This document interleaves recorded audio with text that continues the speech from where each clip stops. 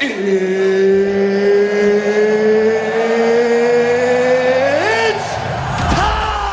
is up, guys? Welcome to the Edge DFS. My name is Tyson Smith, joined by Ellie Hernandez. Ellie, we've got a NFC East matchup here. This should be a pretty interesting game. No Dak Prescott, so Cooper Rush versus Jalen Hurts. Cowboys traveling into Philadelphia. Ellie, what's going on with you, man? I heard you had a baby shower today, man. How did it go? Yeah, it went pretty good. Had some friends and family over. Neighbors came and stopped by. It was cool to see everyone come out and visit us. But obviously, I'm not great at sitting here talking about myself. So, hey, man, I'm excited to watch this football game. I think we finally have a competitive matchup where touchdowns should be scored. But then again, well, what do I know? Who knows, about man? Prime time. Who knows? We did miss that Thursday night show. Of course, I was out on the Pacific Ocean shooting some stuff. And Ellie, you were in Chicago, right? Actually, you were in Chicago during that game, huh? Did you think about going to that game? Yeah, we were looking at tickets. It was kind of pricey. Was it really? Yeah, she's also 6 months pregnant, so getting up into the nosebleeds probably wouldn't be the best idea for us. So maybe next time around. But yeah, man, it was cool. They were out there. They were tailgating like pretty much anywhere that you could park. So it was pretty wild. We went and watched some of the game at a local bar, and it's cool to be around Sports Town. Yeah, for sure, man. All right, well, let's get into this matchup here. First off, throw us a like, guys. We really do appreciate that. Subscribe. We are trying to get to 1,000 subscribers ASAP, preferably before Thanksgiving. That's our goal. So help us out. Just click one button. We're doing typically 3 shows a week, Thursday night, Sunday night, and Monday night shows. So help us out with that. Let's look at the first look here. So Dallas traveling into Philly, like I said. There was some reports of a little bit of rain. I looked that up. There's really no wind, and maybe there's a little bit of sprinkle, but it should be a relatively nice weather night, so nothing really to worry about there. Philly is minus 272 on the money line, minus 6.5. I don't know why I have a 3.5 there down there. Sorry, guys, that's not accurate at all. It's minus 6.5 with a 42 total, and a lot of that ownership is going to Philly. So thoughts on this here? I know that we're dealing with Cooper Rush, but you've got Philly's 5-0, barely made it out alive from Arizona last week, and Dallas is looking they're looking okay. Like they're surviving without Dak Prescott. So with a division rivalry like this, do you think that this minus 6.5 for Philly? I mean, do you think that that's right? Yeah, man, I really do. I just, at the end of the day, we were playing with a backup quarterback in Dallas. I know Cooper Rush is fun and exciting. And what is he, like 5-0 in his career starts or something like that? But at some point, I just think that there's going to be a team that's able to handle that kind of offense. And Philly's played them twice a year for forever, right? So if anybody's going to be able to make an adjustment, I think it's them.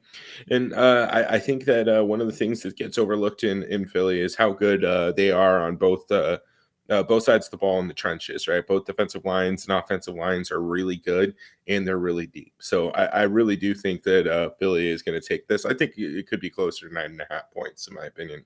Wow. Look, man, I'm not a Cowboys fan at all. This is not a biased thing at all. I actually hate the Cowboys, but I do think that they can stick with this, and I personally think they'll win this outright.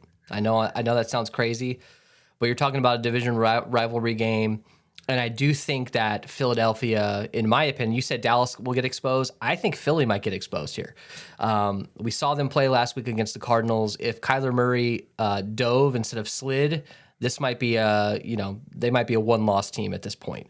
So in my opinion, I think that because of that NFC East, matchup, anything can happen. I think Dallas wins this outright. But I'm still gonna hedge a little bit and have a little bit of, a couple 4-2 or 2-4 stacks with the Eagles. But I'm gonna try to go heavier on Dallas. especially, I mean, look at that ownership difference, man. You could play the best player on Dallas, the highest owned player on Dallas, and you probably still be unique. Are you gonna try to do anything like that, or are you just sticking full out with the Eagles for tonight?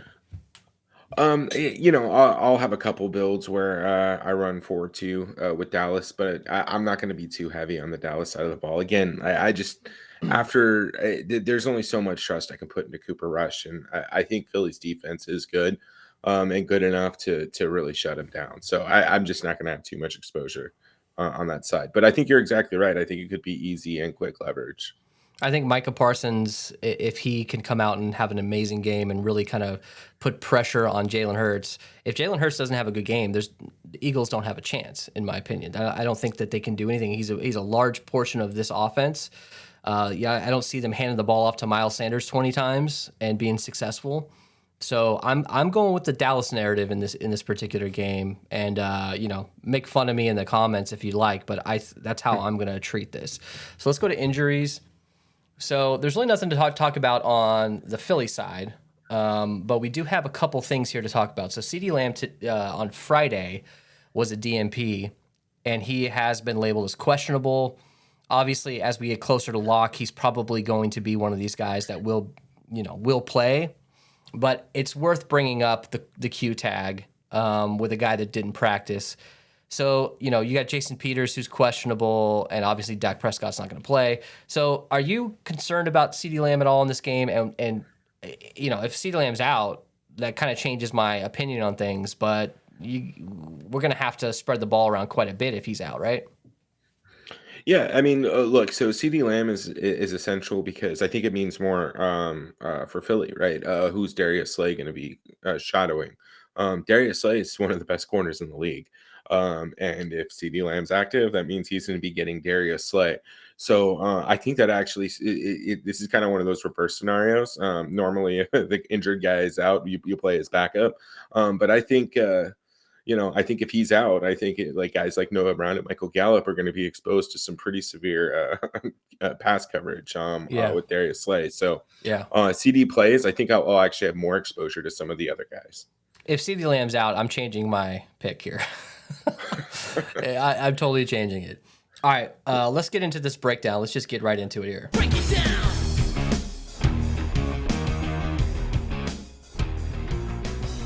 All right, so Jalen Hurts is 11.8K, pretty expensive. I mean, at this point, he's like Lamar Jackson, He's rushed for more touchdowns than he's thrown for. He still gets, he still spreads the ball out and is going to probably get you 250 passing yards. Just not one of these guys who's going to typically throw for 3 or 4 passing touchdowns. But, you do look at that Washington football game, and he did throw for 3, but that's Washington football team. Who cares about them? So I guess the biggest question here is Cooper Rush at 9,400. Do you have any interest in him? He's not projecting well. His ownership is very low. He's one of these guys that's probably not going to throw the ball much more than 30 times. And if this team is losing by a lot, maybe he needs to throw the ball 40 times. And at that point, are we interested, if you're building for blowout or if you're building for Philly with a 4-2 Philly or 5-1 onslaughts, is it worth throwing in any Cooper Rush? Maybe he throws the ball 40 plus times and can get you 20 fantasy points. I don't know, man. He hasn't proven that he can do that. And if this team wins, he's more likely that he's gonna game manage more often, right? So are we interested in him at all?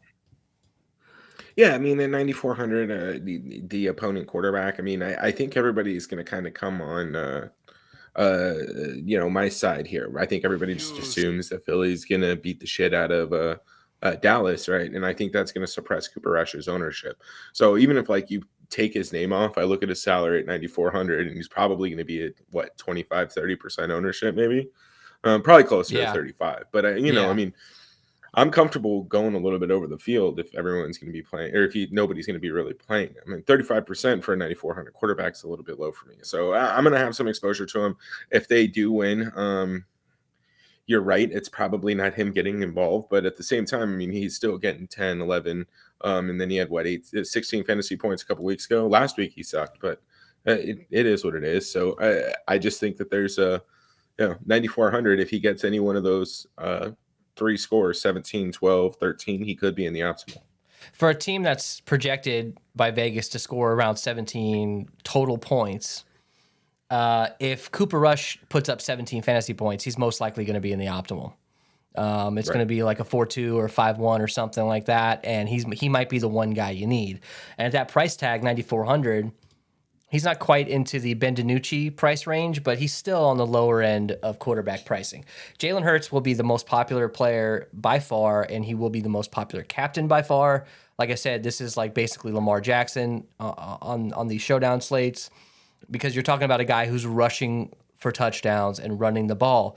Miles Sanders is basically the backup running back on this team, if you look at the amount of carries that Jalen Hurts is getting. So I don't think you should stray away from Jalen Hurts at captain, because there are some ways to get different. But for me, I might do some Jalen Hurts and Devontae Smith, or Jalen Hurts and A.J. Brown, and then stack it with 4 other Cowboys in the flex. All right, let's move to running back. Do you want to do Dallas first? Sure. So this is pretty easy. All right, so Zeke Elliott, 8,200, Tony Pollard, 8K. Tony Pollard has been looking pretty good lately.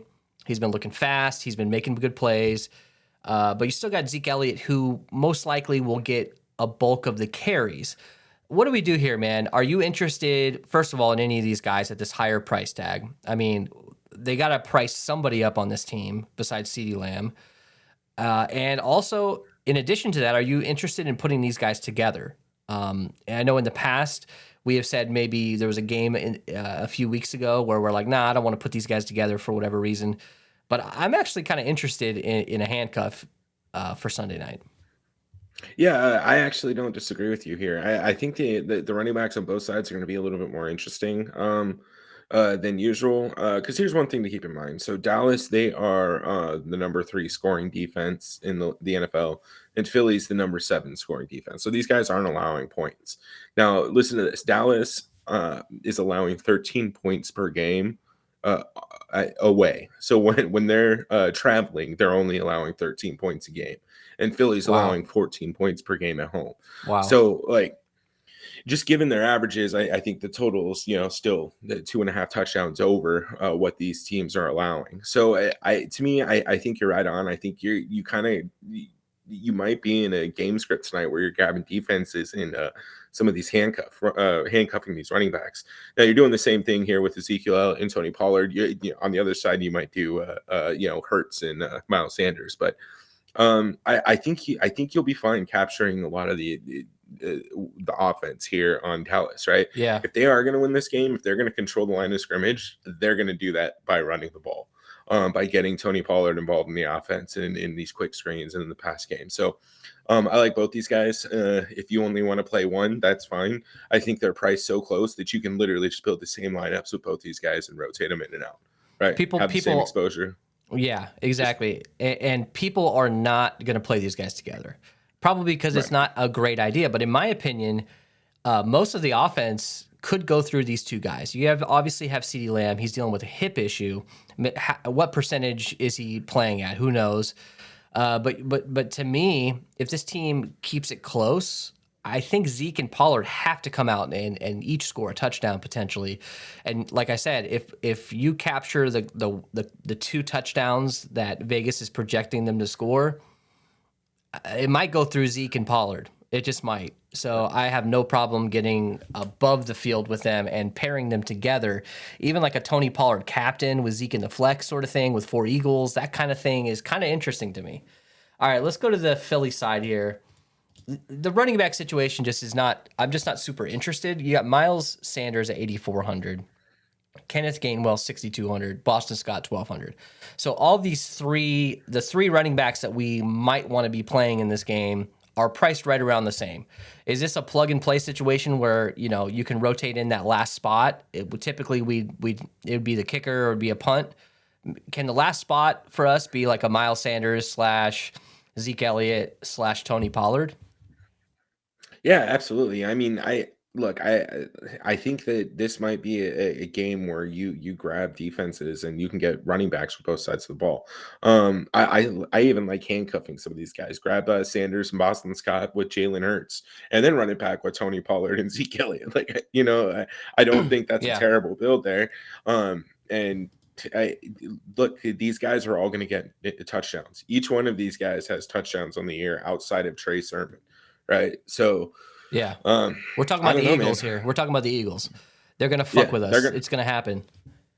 they're gonna run the ball, right? So like in my best ball leagues, I have a bunch of Miles Sanders, but I also have a shitload of Kenneth Gainwell. I have a handcuff in most of those leagues so that I can Yeah. save my ass. Yeah. But look, Kenneth Gainwell is probably going to be what 15-20% owned, and Dude, that he's going might to be a be high like, estimate. he might be less than 10%, I think, because of Yeah, his man. price. Like, Because he's 64, he's 6,200.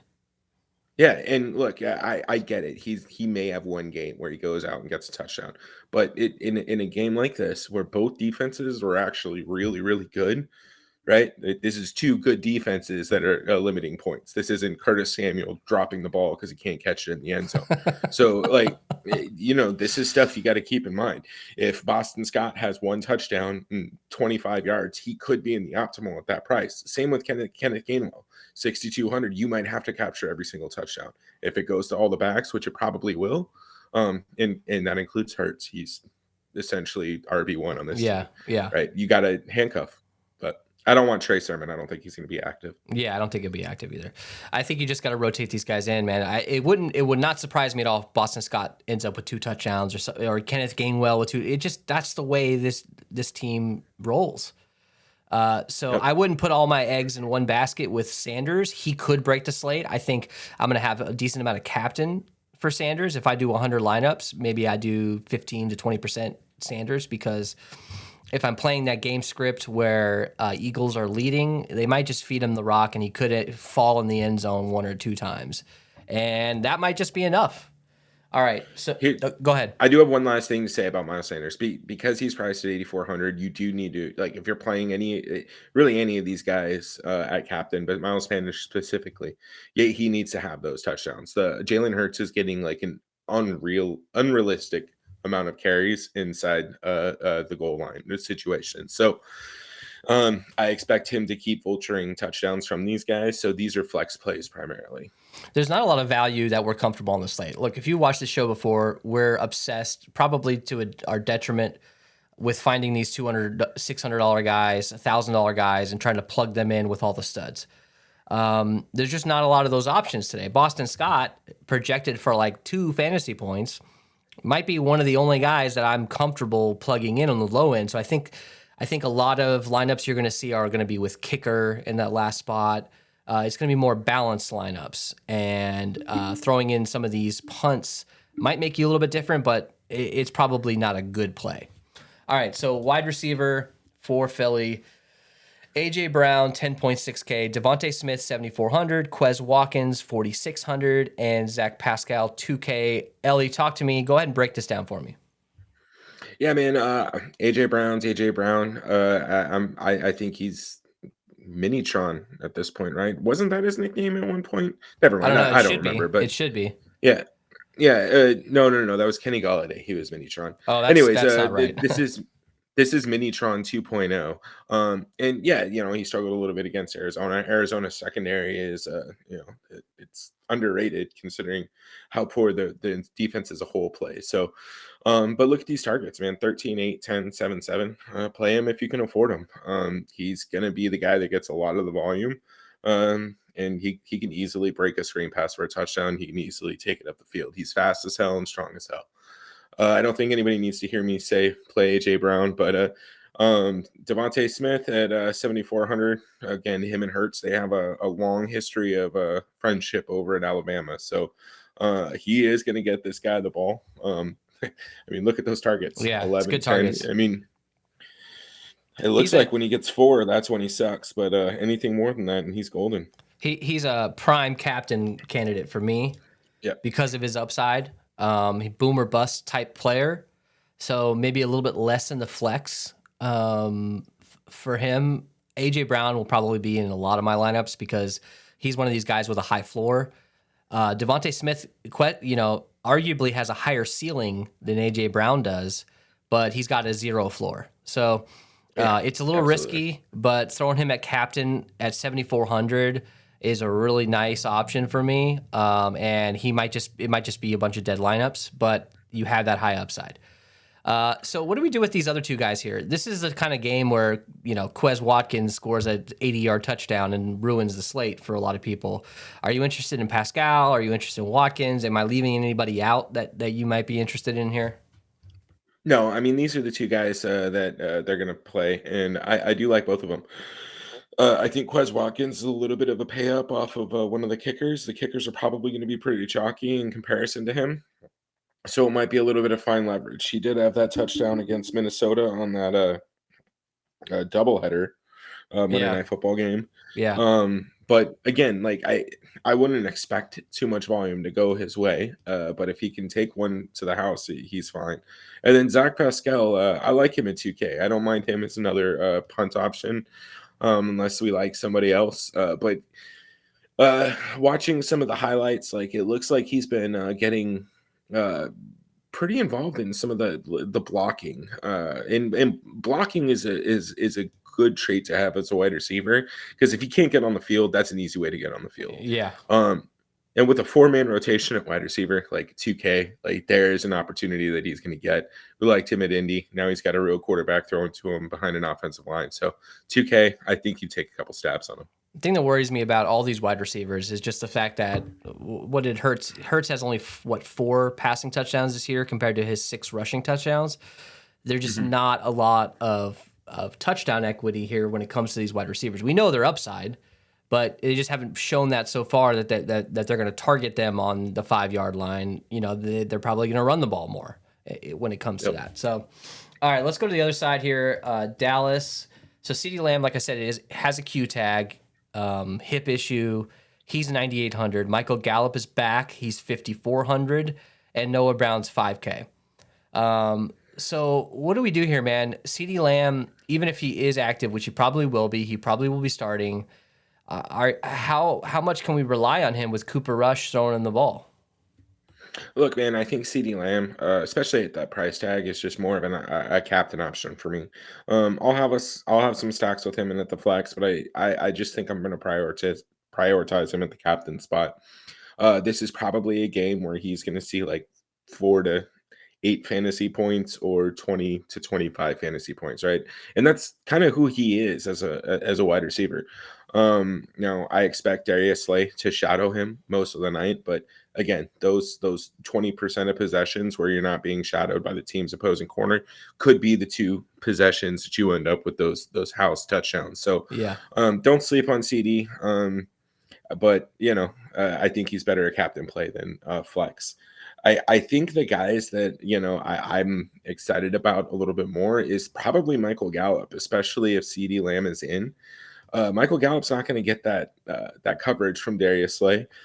They might shift to him a little bit if he starts becoming the number one target, but he was supposed to be that guy that was gonna be their true number 2, fight for that number 1 spot, right? yeah, Amari Cooper was their wide receiver 1, and CD there is there for the big plays. He's the Devontae Smith, but I really think Michael Gallup could be the AJ Brown to this team, right? Be the wide receiver 1, the possession guy, and he could be a bit of a safety blanket for Cooper Rush. So I really like Michael Gallup, especially at that price. I think I'll probably have him in a lot of lineups. Now, yeah, if Lamb is out and he ends up getting shadowed by Slay, then obviously I'm not going to have as much exposure to him. But then Noah Brown, same price. I think that you kind of just rotate these guys, right? Gallup Brown at their price tag, you can kind of just jam them in based on how you're feeling comfortable. But he's the wide receiver 3, and he's been playing that wide receiver 2 role with Gallup out. I think that he's going to have that familiarity with Cooper Rush because they were probably playing catch last yeah, year, right, on the yeah, practice squad or in the backups together. So, yeah, don't sleep on that guy. But I think the key here is you're probably only going to want to have one of these guys in your lineups. yeah, I don't think any team is projected for quite enough to take 2 wide receivers. So stick with one of these guys and then maybe stack with a tight end or running back. I mean, CeeDee Lamb and Gallup, or CeeDee Lamb and Noah Brown, maybe. I'm not putting Gallup and Brown together. I just don't Right. think I should do that. And Turpin, he's a return guy. He's $200. It's worth mentioning a random end around play, or a shovel pass in the end zone or into the end zone. Something like that is randomly can happen, but just keep him on your radar at $200. It might be one of these guys you might pop into one or two of your lineups as a complete punt.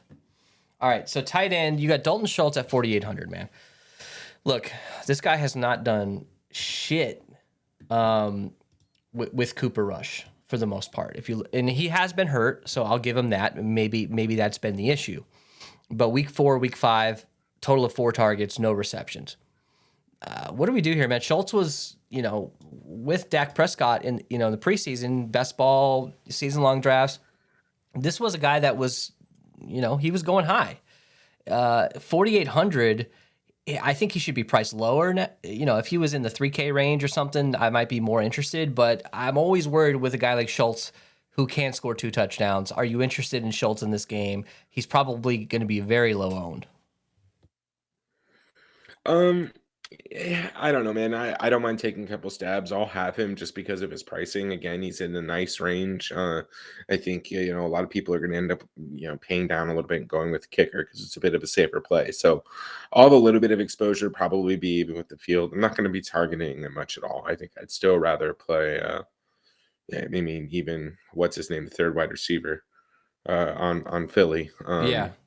Damn. Anyways, Watkins, Quez yeah, Watkins. but yeah, Quez Watkins. I had Greg Ward stuck in my head, and I don't want to say that because he's not How even on old the are you, team bro? anymore. And then look, I think the important thing here is, do we want to have any exposure to these backups? I think these $200 guys are definitely in play. Yes. Dalton Schultz, his injury situation has been iffy at best. So it's very possible that he's not going to see much more time, and maybe he's not feeling great and they just roll him out tomorrow before the game. So again, this is one of those times you should probably be in our Discord. We'll keep you up to date on actives, but his knee, man, it's a knee. It's a tight end. Like all you do is block. You come out of a stance and you need to hit somebody. So Yeah. I don't know. I don't trust him. I think you stay with the field if you're doing MME just to balance your lineups out. But you kind of look at some of these other guys. At $200, I mean, a 0 from them is much better than a 4-point performance from Dalton Schultz at 4,800. So as we learned earlier in the season on one of these Showdown Slate, I don't remember which one it was, but Ferguson is more of the blocking type. He's going to get more. Let's just say Schultz is kind of being rotated in and out because of that knee. Ferguson's going to be on the field more than Hendershot. Hendershot is more of a receiving guy, and at $200, Hendershot, in my opinion, is the guy I would be interested in a little bit more. But when I say interested, I use that very loosely because you're talking about a guy who might see one target if he's lucky, but that one target might be the touchdown. So Hendershot is interesting. Ferguson is interesting. Schultz, I'll probably be right around the field, but Schultz might be a captain option for me just in case he absolutely goes ape shit. All right, let's go to the other side. Dallas Goedert, 6,800, and some of these other scrubs that I won't even really mention here. Look, Goddard at 6,800, man. He's getting the targets. He's on the field quite a bit.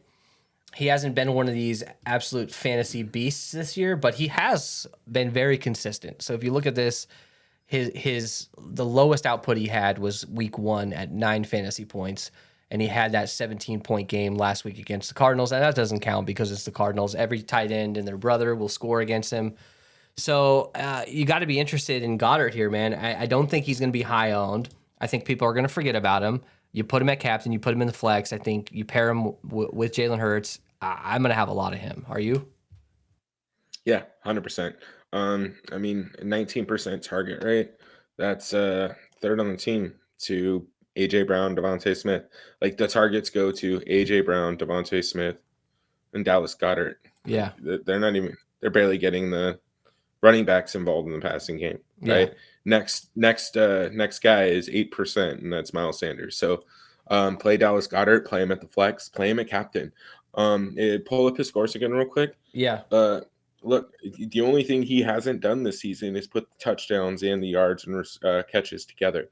Yeah. His one touchdown was on the week he didn't have any output, right? Three receptions for 26 yards. So if he has any one of these other games with a touchdown, he's the Yeah. optimal captain, Mm-hmm. especially at his price. So, Absolutely. look, in a situation like this where you have a very good Dallas defense and a team in Philly that loves to run play action and RPO, what is an easier throw than rolling out your quarterback and having a tight end trail them, right? Like Yep. that's just a little dump off pass. It's going to be the easiest way to slow the game down for Hurts if they start getting into issues. So I love Dallas Goedert. He might be like my highest owned yet, I'm calling and that two. might be crazy to say. I'm calling two Dallas Goedert touchdowns in this game. I'm calling it right now. All right, let's go to kicker. Kicker, especially Jake Elliott, for whatever reason, is Jake Elliott's like I crunched like 300 lineups, and he was in like 75% of my lineups. 4K. There's not a lot of value. Like I was saying earlier, it's going to be more balanced lineups, and especially with Jalen Hurts at captain, you're going to go middle of the road with some of these guys, and you're going to plug in Jake Elliott in that last spot. Do you agree with that? He might be 30% owned, man. He might be double what Brett Maher is. Yeah, man. Yeah, and that seems about right. I think this is just a game where I what's my quote here? You play one or the other. You don't need to play both. I think this might be an interesting slate, though. Again, I think these defenses were really really good, so it's possible both kickers could be in the optimal, and both teams are going to be taking points when they need to. So where we might normally see teams go for it on 4th and 1 and 4th and 2, this is a division rivalry game. If they're at the 35-yard line, they may opt in for that 52, 53-yard field goal or whatever. So I think this is a slate where you need to be paying attention to the kickers. And to your point, if if you have a kicker that's double the other kicker, like you can get leverage on a kicker. I mean, go ahead and play Brett Maher. You know what I mean? Yeah, but look at this. I mean, the guy hasn't made a 50-yarder this year. Yeah. He's not made a 50-yarder this year. His max output is 8 fantasy points week 1. If this Is dude this scored, what's that? This is Jake Elliott. damn? Look, he's a kicker. He could do whatever he wants. He could end up with 4 30-yard field goals, whatever. But we just haven't seen it from him this year. Why would a kicker be coming in at 30%? I think it's bullshit. I think, in my opinion, I'm going to uncheck this dude because realistically, you're looking at a guy. Yeah, last year he had some decent output games. We just haven't seen it from him this year with Jalen Hurts dominating the way he has.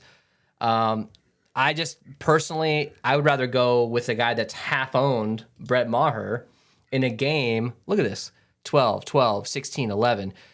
This is all with Cooper Rush. Look at the one game that Dak Prescott started, 5. So look, I know this is a small sample size. My point here is when you have that big of a difference in ownership and there's some leverage to be had with a guy that's cheaper on a team that probably is going to be that may stall out in the red zone. Look, we're spending way too much time talking about kickers, but for me, I'd rather go with a guy like Brett Maher and uncheck Jake Elliott. And if Jake Elliott has a ceiling game of the season, then fine. I'll move on to Monday night. All right. Eagles defense 4,200, Cowboys defense 3,400. I think both of them are in play. I think they're both going to be around 20% ownership.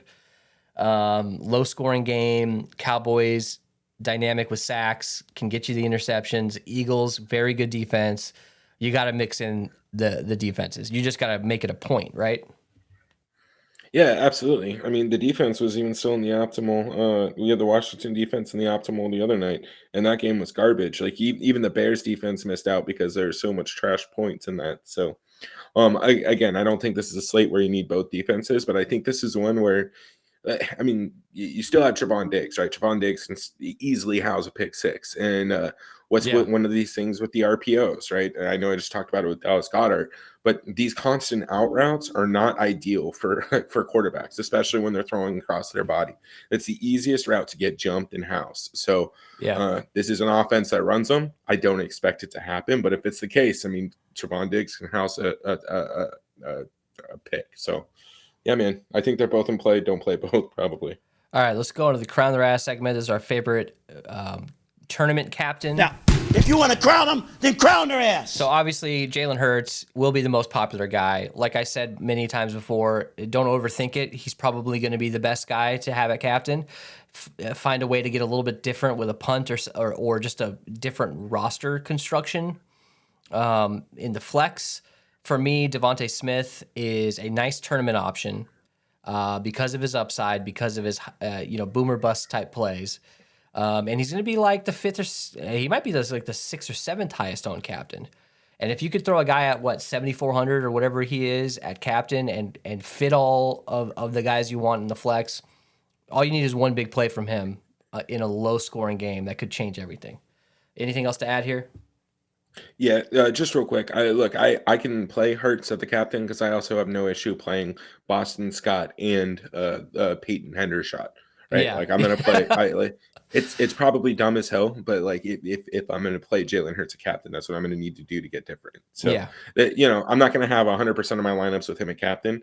I'm gonna probably have a lot of Dallas Goedert and Devontae Smith as well. All right, here's our fade of the night. We couldn't do diddly poo.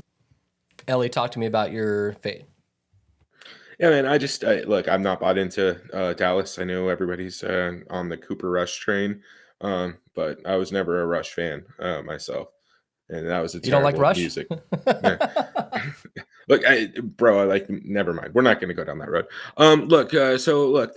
I just don't want a bunch of the Cowboys. I know it's going to be harder because it's going to be a little bit more chalky on the Eagles side of the ball, but I'm also comfortable playing with the guys that you're fading too. So I think there's going to be a little bit of leverage by playing the Eagles backup running backs and fading some of the Cowboys. Hey, we're disagreeing. Hey, this is like this is like first take here.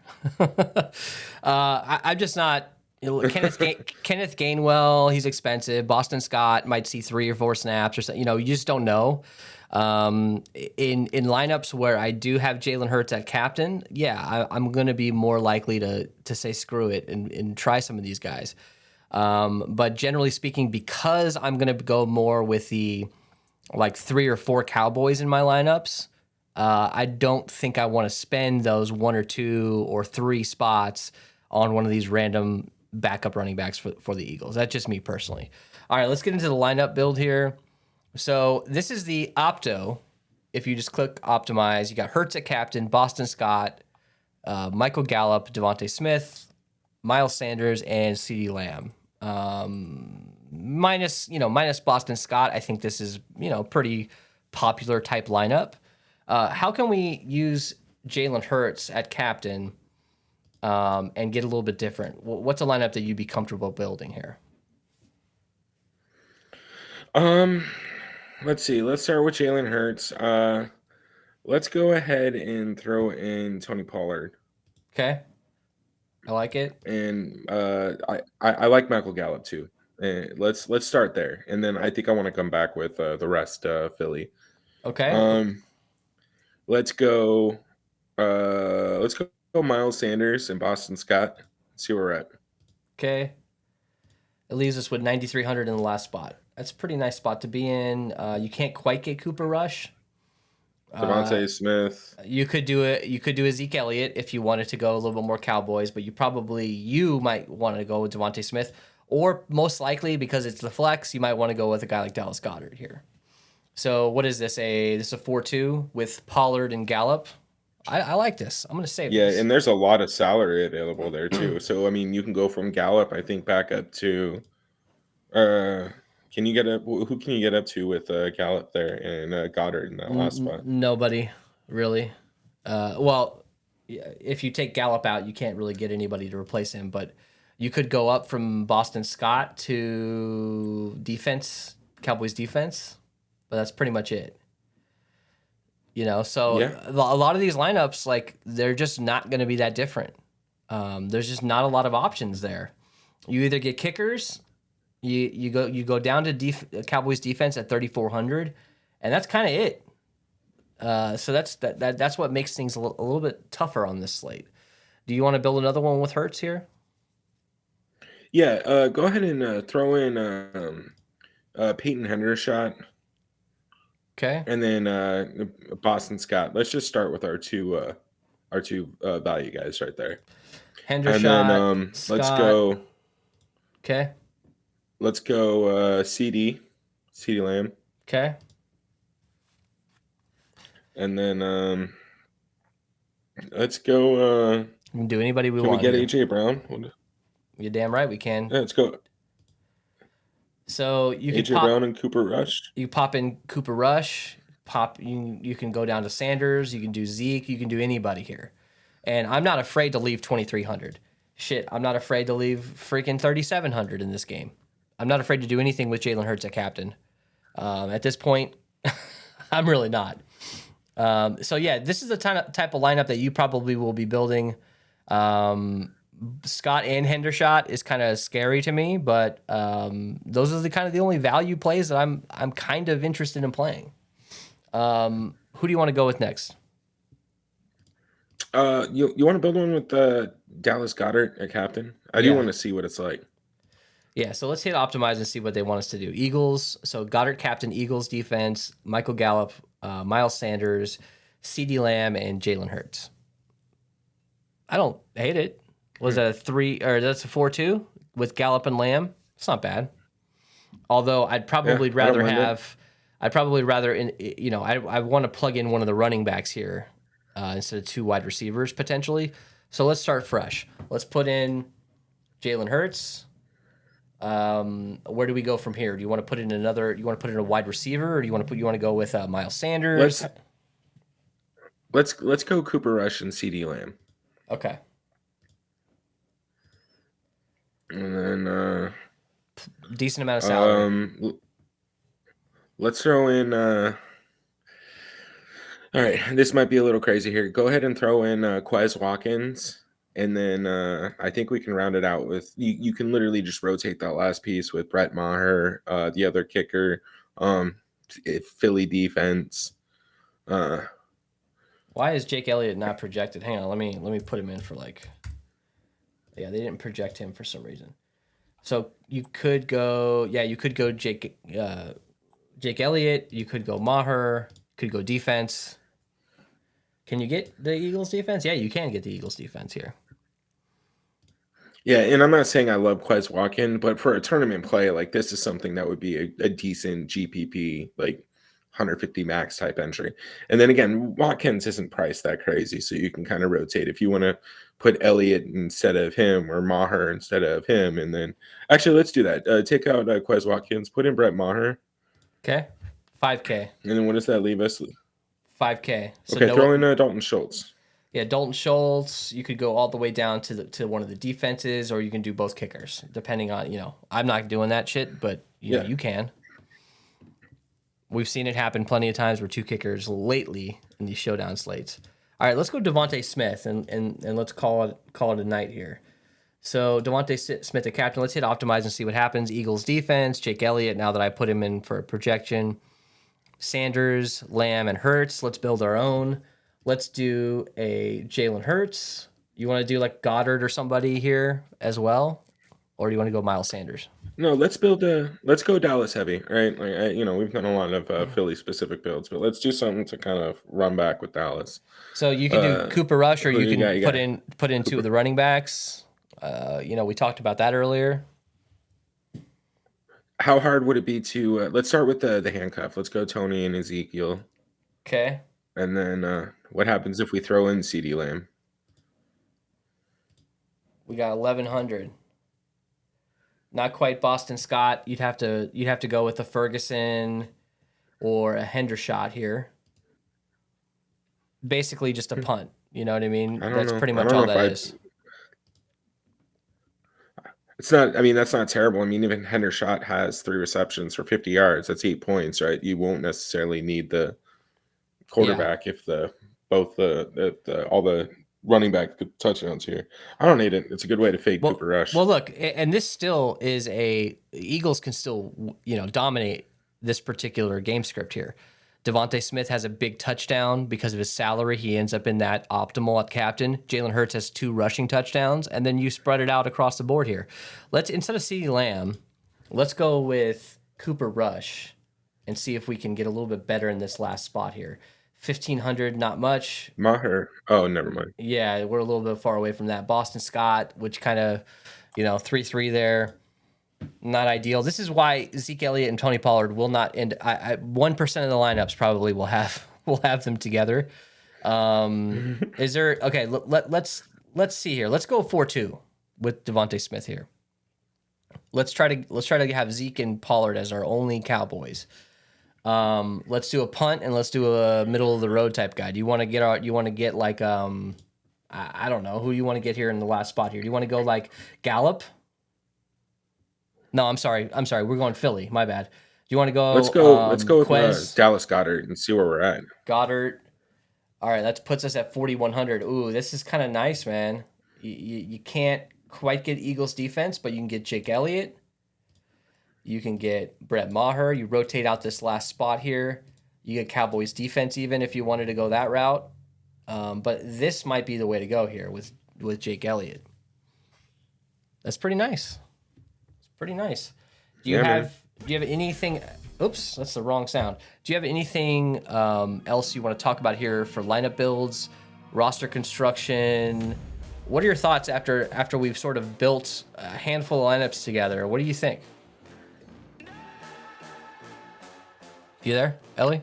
I really don't think it's going to be as... Yeah, can you hear me? Yeah, I can hear you. I don't know. This is kind of laggy right now. But look, I don't think that there's going to be anything too crazy on this slate. I think people are going to overthink it a little bit. But at the end of the day, you have two elite defenses, right? So all these primetime games, we've been talking ourselves into playing defenses and kickers. This time, I wouldn't be so prompt to put them on the back burner. That these are... At least Philly specifically, man. It's a really good defense still going up against a backup quarterback. Backup quarterbacks are backups in the NFL for a reason. And as much as it would be cool for Cooper Rush to be the next Tom Brady or whatever, like there's a reason why that shit doesn't happen, right? Yeah, like there's exactly. a reason why like people don't get injured and these guys perform well. So yeah, keep your options open and don't be surprised if Philly does have a beat down here. Make sure you guys join that free Discord. Things will change between the time the time this video comes out and lock. So please make sure. And we're not recording this on. You're seeing this at Sunday at 4 p.m. Eastern. We did not record that at this time, so things might change. Hit up the Discord. I'll be posting any updates or whatever in the YouTube comments if you don't want to join the Discord. So Ellie, what is your final score prediction here? And also, who's your low-owned, bullet that can score a touchdown? I'm going to say 23-10, Philly. Low-owned bullet that I think that can score a touchdown. Like, do we have any projections on Dallas Goedert's ownership? Because, like, if he's anything under than 25%, he's low-owned. Anyways, that doesn't count. Let's go with Zach Pascal. I do think he can snag a touchdown. I think this is a 20-17 Dallas win. And like I said, my bold take is Dallas Goedert scores 2 touchdowns. The math adds up there, right? So 20-17. You got a Maher field goal, or 2 field goals potentially, and 1 Jake Elliott field goal. Subscribe, help us out with a like, and we will see you guys for Monday Night Football.